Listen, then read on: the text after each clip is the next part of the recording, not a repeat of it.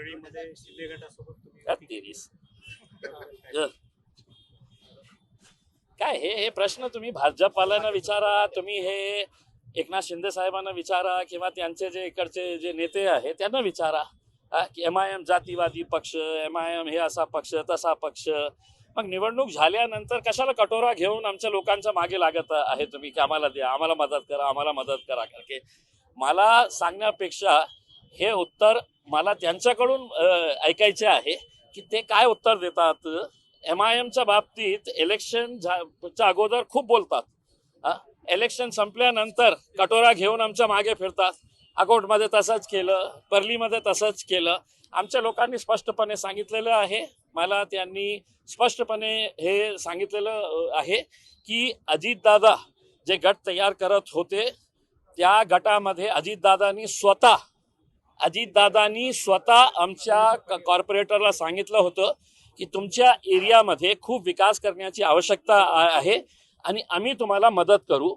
त्या अनुषंगाने आमचा जे कॉर्पोरेटर होता ते त्यांच्या सोबत गेला. आता त्याच्यानंतर त्यांना असं सांगण्यात आलेलं आहे की कारण अजितदादाचे 11 कॉर्पोरेटर्स आहे मला वाटतं आणि बाकी दुसऱ्यांचे 2-2, 3-3 आहे. आमचा एकच कॉर्पोरेटर होता.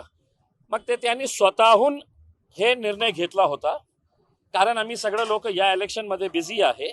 पण आज जेव्हा मी बातमी ऐकल्यानंतर मी त्यांच्याशी बोललो आणि त्यांनी मला स्पष्टपणे सांगितलं की अजितदादांनी आम्हाला बोलावून हे सांगितलं होतं की तुमच्या एरियामध्ये आपल्याला विकास करायचा असेल तर तुम्ही आम्हाला साथ द्या. कारण मग आम्ही त्यांच्यावर निर्णय सोडलं होतं की स्थानिक लेवलवर तुम्हाला काय निर्णय घ्यायचा. पण जेव्हा आम्हाला कळलं की यामध्ये एकनाथ शिंदे साहेब आहे आणि एकनाथ शिंदे आमच्या नजरेतून तुम्ही बघायचं असेल तर गुस्ताखे रसूल ते सिर्फ मौलाना हे नाही आहे, ते जे साधू होता ना ते महाराज नाही आहे गुस्ताखे रसूल. आमच्या नजरेत एकनाथ शिंदे सुद्धा गुस्ताखे रसूल आहे. म्हणून आम्ही कोणत्याही परिस्थितीमध्ये भाजप नाही, एकनाथ शिंदे नाही. एका उमेदवाराला उमेदवारी अर्ज दाखल करताना औरंगाबाद असं नाव लिहिलं, त्याच्यावरती कारवाई करा असं अतुल सावे म्हणतात. ते म्हणतात की MIM ला देखील आम्ही संभाजीनगर नाव लिहायला सांगितलं. संजय सिन्हा पण तसंच म्हणतात.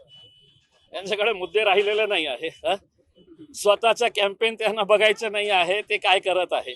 लोकांना हे दाखवत नाही की तुमचे जे देवाभाऊ आहे हे इकडे आले होते फुकटाचे हंडे घेऊन. त्यांचे महिला 9 वारी साडी घालून ते फुकटाचे हंडे घेऊन इथे नाचत होते महानगरपालिकेच्या समोर. पाणी मिळालं का रे बाबा? अतुल साहेबांना विचारा, पाणी आलं का शहरामध्ये? नाही आला. मग तुम्ही तुमच्या लोकांच्या बाबतीत बोला, आमचे फॉर्म कशाला बघून तुम्ही बसलेले आहे? आपल्या बाबतीत काहीतरी सांगा की आमची सरकार आहे महाराष्ट्रामध्ये, केंद्रामध्ये तुमचे मायबाप बसलेले आहे, नरेंद्र मोदीच आहे, त्यांनी काय केलेलं आहे त्याच्या बाबतीत बोला ना. आमच्या फॉर्म मध्ये आम्ही औरंगाबाद लिहिले. अरे इम्तियाज जलील पहिलेही सांगितलेलं आहे, आता पुन्हा ऐका.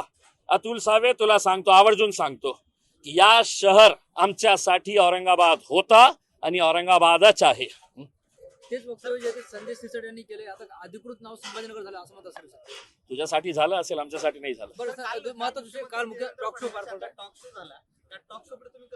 मी बघितलं नाही साहेब, माझ्याकडे खूप सारे काम आहे. मला का देवा भाऊचे मी टॉक शो बघायला बसलेला आहे का? बरं, ते असं म्हणलं की आम्ही विरोधात बसू पण MIM सोबत जाणार नाही. बसा ना मग, कशाला कटोरा घेऊन फिरत आहे? कशाला कटोरा? अंबरनाथ मध्ये काय केलं? काँग्रेस आमचा विरोधी पक्ष आहे, कुणाच्या सोबत गेले? भाजप तिथे कुणाच्या सोबत गेली? काँग्रेसच्या समोर कटोरा टाकले आणि मदत करा ना आम्हाला. अकोटमध्ये आमच्या लोकांसमोर हे सगळे कटोरे घेऊन उभे होते की आम्हाला मदत करा ना. हे परलीमध्ये तसेही. तर बोलण्यासाठी वेगळं, हाथी के दांत दिखाने के और खाने के अलग होते हैं ना, ये वो है करके. 16 तारखेला मी त्यांना सगळ्यांना आमंत्रित करतो. किराळपुरामध्ये मोठा जश्न होणार आहे, तिथे या. आपण सगळं मिळून या शहरासाठी आपण जल्लोष साजरा करू MIMच्या विजयाबाबतीत. लोकशाही मराठी ऐका, पहा, जागरूक रहा.